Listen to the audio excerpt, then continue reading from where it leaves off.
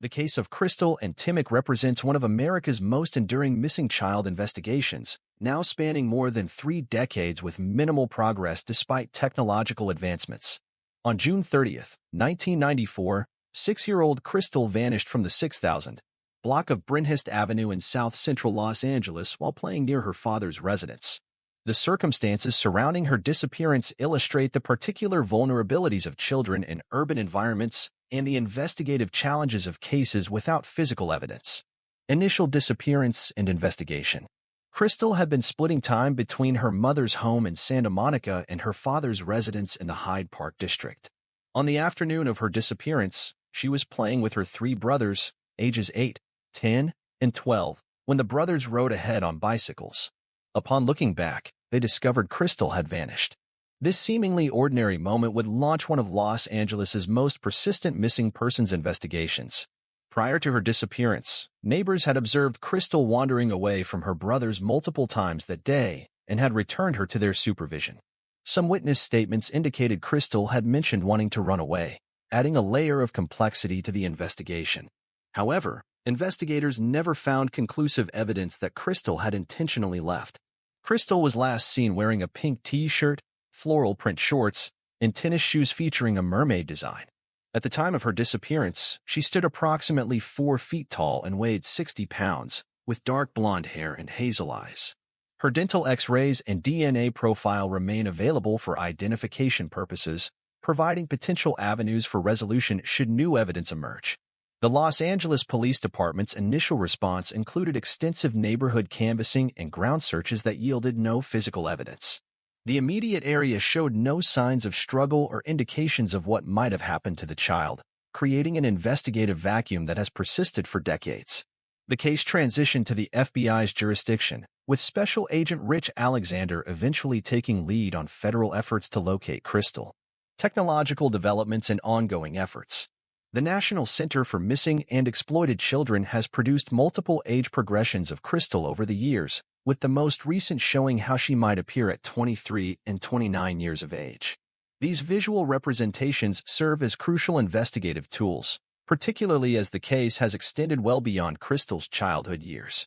Crystal's case exemplifies how missing children investigations from the pre-digital era face particular challenges in modern investigative contexts. While her DNA profile exists in national databases, the absence of comprehensive digital records, surveillance footage, or electronic communications from the time of her disappearance creates significant barriers to resolution. The case predates the widespread implementation of Amber Alert systems, DNA databases, and cellular location tracking that might have provided critical early leads. As of 2025, Crystal and Timic's case remains active in the National Crime Information Center, NCIC database under case number M7484533702, and in the National Missing and Unidentified Person System, NAMUS, under case number 3995. Despite these persistent institutional efforts, the case demonstrates how missing persons investigations without physical evidence or witness testimony can remain unsolved despite technological advancement and continued attention. The murder of Robert Abdel III represents a disturbing example of how innocent bystanders continue to fall victim to gang-related violence in urban communities, with perpetrators evading justice despite substantial evidence. This high-profile case has frustrated law enforcement despite offering seemingly concrete investigative advantages, including surveillance footage and multiple witnesses. The shooting incident. On June 7, 2024, at approximately 7:45 p.m., Robert Abdel III was catering a graduation celebration in the 800 block of Greenleaf Boulevard in Compton, California, when gunfire erupted. According to witness accounts, unidentified men entered the residential property where 200 to 300 people had gathered for a pool party. After reportedly shouting gang-affiliated phrases, the men opened fire indiscriminately into the crowd. Abdel, a 28-year-old entrepreneur with strong community connections, was struck in the head and pronounced dead at the scene. 5 additional victims, 2 men and 3 women, sustained non-life-threatening injuries. Abdelkader's mother, Inez Tootie Adkins, who was present at the event and witnessed its aftermath, described running from the house to find her son fatally wounded. Witness statements collected by the Los Angeles County Sheriff's Department indicated the shooters appeared to be targeting a specific individual in the crowd rather than Abdel himself, suggesting he was an unintended victim. Investigation and reward offers. Despite what investigators describe as clear surveillance video capturing the entire incident, including images of the perpetrators, no arrests had been made as of March 2025. The Los Angeles County Sheriff's Department determined that multiple shooters were involved in the attack, which they classified as gang-related violence. The investigation revealed that the assailants fled immediately after the shooting, disappearing into the surrounding neighborhood before law enforcement arrived. In September 2024, approximately 3 months after the murder, the Federal Bureau of Investigation announced a $20,000 reward for information leading to the arrest of those responsible for Abdel's death. This federal involvement signaled the case's priority status and recognition of its importance to community safety. The Los Angeles County Board of Supervisors matched this initiative with an additional $20,000 reward, bringing the total potential compensation for relevant information to $40,000. Community impact and ongoing challenges. Abdel was described by family members as a pillar in this community who always helped and gave whatever he could. His uncle, Darius Adkins, expressed the family's devastation and confusion regarding why anyone would target an event where Abdel was simply providing catering services. The case has received significant community attention, with memorial events and calls for witnesses to come forward. The Abdel case illustrates several persistent challenges in solving gang-related homicides, even when substantial evidence exists. First, despite surveillance footage capturing the crime, witness intimidation and fear of retaliation have significantly hampered cooperation with law enforcement. Second, the chaotic nature of the crime scene, with hundreds of panicked attendees fleeing simultaneously, created investigative difficulties in collecting consistent witness accounts. Third, cultural barriers between law enforcement and communities with historically strained relationships with police further complicate information gathering. As of March 2025, investigators continue to pursue leads and analyze evidence. The case remains officially unsolved. Law enforcement officials maintain that the crucial breakthrough will likely come from community members with knowledge of the perpetrators' identities, highlighting the essential role of public cooperation in resolving such violent crimes. The case of Hansel Quirz exemplifies the complex jurisdictional challenges involved in cross-border child disappearances and potential familial abductions. 7-year-old Hansel was reported missing from West Covina, California, on June 16, 2023, with limited public information available about the circumstances surrounding his disappearance. According to the National Center for Missing and Exploited Children records, Hansel would be 9 years old as of 2025, with his case remaining active in national databases. The organization's limited public release of information suggests potential familial involvement in his disappearance, a common factor in many missing children cases where custody disputes or parental abduction is suspected. While the search results don't provide extensive details about Hansel's case directly, they do mention a Pascual Laverio Quirz who was involved in legal proceedings for illegal importation of a firearm and illegal entry into the United States. Court records indicate Laverio Quirz pleaded guilty to these charges and received sentences of 60 months for the firearm count and 6 months for illegal entry, to be served consecutively. The connection between these cases remains unclear from the available information, though the shared surname and international elements suggest a possible relationship that merits further investigation. Cross-border disappearances present particular challenges for law enforcement due to jurisdictional limitations, varying legal standards, and potential complications in extradition or investigation across international boundaries. As of March 2025, Hansel Quirz remains missing, with his case highlighting the persistent challenges in resolving potential familial abductions, particularly those with international dimensions.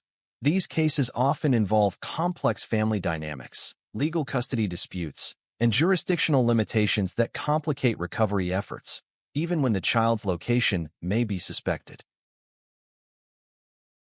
The disappearance of Carly Guza represents one of the most perplexing missing person cases in the western United States, with troubling circumstances and unexplained developments that continue to challenge investigators. Now approaching 7 years without resolution, her case illustrates how initial mental states, Conflicting witness accounts and geographical challenges can create enduring investigative barriers. On October 12, 2018, 16-year-old Carly Guza called her stepmother, Melissa Guza, from a house party in Bishop, California, where she had been smoking marijuana with her boyfriend, Donald Arrowood III, and another teenager, James Doolin. According to accounts from those present, Carly experienced an adverse reaction to the marijuana, becoming paranoid and frightened. Arrowood later described her as becoming scared of the music and scared of me, prompting her call to her stepmother for assistance. Melissa Guza picked Carly up and brought her home to their residence in Chalfont Valley, California, approximately 30 miles south of the Nevada state line. Throughout that night, Melissa reported spending hours comforting Carly, who alternated between periods of lucidity and paranoia. Attempting to document the situation for future discussion, Melissa recorded approximately 8 minutes of their conversation, creating one of the last known records of Carly before her disappearance. The following morning, October 13, 2018, Carly reportedly left her home on foot and was last seen walking toward Highway 6 in Chalfont Valley. This last sighting marks the beginning of one of the region's most enduring mysteries, as no confirmed sightings of Carly have been officially verified since that morning. For years, the investigation appeared to yield few substantial leads despite extensive searches of the surrounding rural area. However, in March 2021, a significant development emerged when the Mono County Sheriff's Office received information from a witness claiming to have seen Carly at a party in Tonopah, Nevada, approximately 100 miles from her home in Chalfont Valley. This potential sighting, while unconfirmed, shifted the investigation's geographical focus and suggested the possibility that Carly may have traveled or been transported across state lines. Following this lead, investigators reportedly located a vehicle that may have been used to transport Carly from Highway 6 to Tonopah, though details about this vehicle and its connection to the case remain limited in public disclosures. The Mono County Sheriff's Office confirmed that the Tonopah connection was actively being investigated in cooperation with the Federal Bureau of Investigation. The case drew comparisons to J.C. Lee Dugard, who was kidnapped at age 11 in South Lake Tahoe and found alive 18 years later. While Dugard's case offers hope for resolution, the circumstances differ significantly, as Dugard was confirmed to have been abducted by strangers, while Carly's case involves her leaving home voluntarily, at least initially. As of March 2025, Carly Guza's whereabouts remain unknown, with the investigation continuing under the joint efforts of the Mono County Sheriff's Office and the FBI. The case illustrates the particular challenges of missing persons investigations in rural areas with vast, sparsely populated territories spanning multiple jurisdictions. The initial delay in recognizing Carly's disappearance as potentially suspicious, combined with the challenging terrain surrounding her last known location, created significant barriers to effective early investigation. Carly's case also highlights how substance-induced mental states can complicate missing persons investigations, as her documented paranoia and altered state of mind before disappearing created questions about her intentions and decision-making capacity. These factors continue to influence the direction of the investigation and theories about what may have happened to her after she walked toward Highway 6 on that October morning in 2018. The disappearance of Kadada Britain represents one of the most disturbing cases within the missing and murdered Indigenous women crisis, highlighting persistent barriers to justice for Native American victims. This case exemplifies how domestic violence, jurisdictional complexities, and witness intimidation can create nearly insurmountable obstacles to resolution, even with identified suspects. Kadada Rose Britain, a 23-year-old member of the Round Valley Indian tribes, was reportedly taken at gunpoint from a friend's home in Covelo, California, on February 9, 2018. Witnesses reported that her ex-boyfriend, Niji Fallis IV, arrived at the residence with his new girlfriend, Antonia Bautista Dawson, in a black Mercedes sedan. Armed with what was described as a small Derringer pistol, Fallis demanded that Britain come outside to speak with him. Upon Britain's emergence from the home, witnesses described seeing Fallis physically assault her, chasing her around the vehicle before forcing her into the car and driving away. This would be the last confirmed sighting of Kadada Britain, whose disappearance was not immediately reported to authorities. Crucial context for understanding this case lies in events that occurred just days before the abduction. On January 30, 2018, Britain had reported a severe assault by Fallis to law enforcement. alleging he had beaten her with a hammer when she attempted to leave their relationship. According to former Mendocino County law enforcement officer Trent James, who worked on the case, Britain later recanted these accusations, a common pattern in domestic violence cases where victims face intimidation or fear of retaliation. The investigation into Britain's disappearance faced immediate obstacles. The witness who observed her abduction did not come forward until several days later, after Britain's family had already begun searching for her. This critical delay allowed potential evidence to degrade and gave suspects time to potentially conceal evidence. 10 days after Britain was reported missing, authorities charged Fawless with multiple serious offenses: assault, kidnapping, first-degree burglary, threats to commit a crime resulting in death or great bodily injury, attempted murder, and being a felon in possession of a firearm and ammunition. However, by June 2018, prosecutors were forced to drop most charges due to insufficient evidence, highlighting the evidentiary challenges in cases without a recovered victim. Fawless maintained his innocence regarding Britain's disappearance and refused to cooperate with investigators. In October 2018, he ultimately pleaded no contest to being a felon in possession of a firearm, a charge unrelated to Britain's disappearance, and received a 4-year prison sentence. Similarly, Bautista Dawson pleaded no contest to being an accessory to a felony and received 18 months in jail, followed by 18 months of supervision. In February 2021, the Mendocino County Sheriff's Office and FBI announced a $10,000 reward for information leading to resolution in Britain's case. During the announcement, Sheriff Matt Kendall noted that investigators had spent literally thousands of hours of investigative time and hundreds of hours of interviews without breaking the case. He explicitly stated his belief that someone in the Round Valley community possessed information about the crime but was unwilling to come forward. Britain's disappearance has become emblematic of the broader missing and murdered Indigenous women crisis, inspiring rallies, murals, and protests throughout Northern California. A banner bearing her image and the word "missing" became a fixture along Highway 101 through the Emerald Triangle region. Mendocino County Sheriff Matt Kendall identified a critical factor in the case remaining unsolved: a culture of not talking to law enforcement that exists in Round Valley. He contrasted this with other areas in the county where community cooperation leads to significantly higher crime resolution rates. This observation highlights how historical tensions between law enforcement and Indigenous communities create additional barriers to justice in cases involving Native American victims. Britain's grandfather, Ronnie Hostler, expressed frustration with the investigation's pace, stating, "We have 3 law enforcement agencies that know what happened to Khadija, while still requesting public assistance." Her mother, Connie Hostler, described the emotional toll of her daughter's disappearance. "Not a second of my day goes by without thoughts and tears for my child." As of March 2025, both law enforcement and Britain's family believe she was murdered, with Fawless remaining the prime suspect. Sheriff Kendall has acknowledged that filing charges would require a body or confession, or any other hard evidence, none of which has been obtained despite extensive search efforts, including draining a pond in the Covelo area. The case underscores how domestic violence often escalates to homicide, particularly in remote communities where resources for victims are limited. It also illustrates the continuing crisis of violence against Indigenous women, who face disproportionate rates of homicide and disappearance throughout the United States.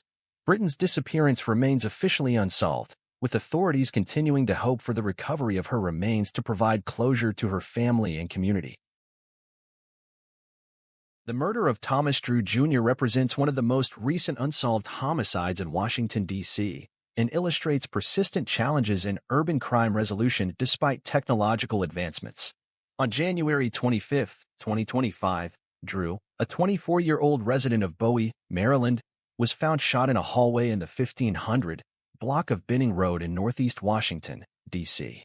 Metropolitan Police Department officers from the 5th District responded to reports of a shooting at approximately 5 p.m. Upon arrival, they discovered Drew suffering from gunshot wounds. Emergency medical services transported him to a nearby hospital, where he was pronounced dead despite medical intervention attempts.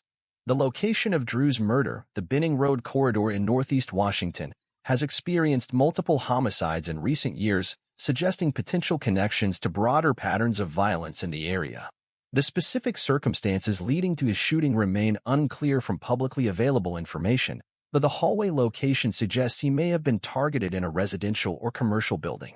As is standard procedure in homicide investigations, the Metropolitan Police Department issued public appeals for information, encouraging witnesses or individuals with knowledge of the crime to contact their homicide division or submit anonymous tips through their text line. The case remains under active investigation as of March 2025, with no reported arrests or named suspects. Drew's case exemplifies how urban homicides often present particular investigative challenges despite occurring in densely populated areas. Factors including witness reluctance, transient populations, and the brief nature of public violence can create barriers to identification and apprehension of perpetrators, even in areas with substantial surveillance infrastructure and police presence. The murder of Kamani Hicks represents another troubling example of unsolved gun violence in Washington, D.C., with particular characteristics that highlight investigative challenges in cases where victims are discovered after the violence occurs. On February 4, 2025, at approximately 8:33 a.m., officers from the Metropolitan Police Department's 7th District responded to reports of an unconscious person in the 1300 block of Congress Street in southeast Washington. Upon arrival, officers discovered 19-year-old Kamani Hicks of Rockville, Maryland, suffering from gunshot wounds. Despite emergency response efforts by D.C. Fire and Emergency Medical Services, Hicks was pronounced dead at the scene. The timing of the discovery, early morning rather than immediately following the shooting, suggests Hicks may have been shot hours before being found, potentially complicating evidence collection and witness identification. The Metropolitan Police Department announced a reward of up to $25,000 for information leading to the arrest and conviction of those responsible for Hicks' death, indicating the department's commitment to resolving the case despite initial investigative challenges. As with many urban homicides, authorities have appealed for community cooperation, encouraging those with knowledge of the crime to contact police through official channels. The location of Hicks' murder in southeast Washington, combined with his Rockville residence, suggests he was not in his home community when the shooting occurred. This geographical displacement introduces additional complexity to establishing victimology and potential motives, as investigators must reconstruct not only the circumstances of the shooting but also Hicks' reasons for being in that location. As of March 2025, no arrests have been reported in connection with Hicks' murder, and the case remains under active investigation by the Metropolitan Police Department's Homicide Division. The case demonstrates how urban gun violence continues to present significant law enforcement challenges, even in the nation's capital with its substantial police presence and technological resources. The case of Michelle Elbow Shield exemplifies the particular investigative challenges and tragic outcomes frequently associated with missing Indigenous women cases in the United States. Her disappearance and subsequent death illustrate both the human toll of this ongoing crisis and the technological advancements that are gradually improving case resolution. Michelle Elbow Shield, a member of the Sioux tribe from Pine Ridge, South Dakota, was reported missing in September 2023. As with many cases involving Indigenous women, her disappearance initially received limited public attention despite being documented in the Bureau of Indian Affairs database of missing and murdered Indigenous people. According to official records, she was last seen in Rapid City, South Dakota, approximately 100 miles from the Pine Ridge Reservation. In January 2025, approximately 16 months after her disappearance, human remains were discovered on the Pine Ridge Reservation. The condition of the remains made immediate identification impossible, presenting investigators with a challenging forensic case that would require advanced technological approaches. The Rapid City Police Department, recognizing the complexity of identifying the remains, partnered with the Bureau of Indian Affairs Missing and Murdered Unit to pursue advanced DNA analysis. They engaged Othram Incorporated, a private forensics laboratory that specializes in solving previously unresolvable cases through proprietary DNA techniques. Utilizing forensic-grade genome sequencing, Othram scientists analyzed DNA samples from the remains to build a comprehensive genetic profile. This advanced methodology, which represents a significant evolution beyond traditional DNA matching, allowed them to identify a potential biological relative of the deceased. Subsequent direct DNA comparison with samples provided by this relative confirmed the remains belonged to Michelle Elbow Shield.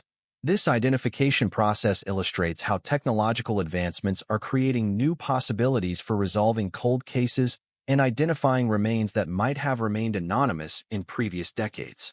The successful identification provided a measure of closure to Elbow Shield's family, while simultaneously raising questions about the circumstances of her death and disappearance.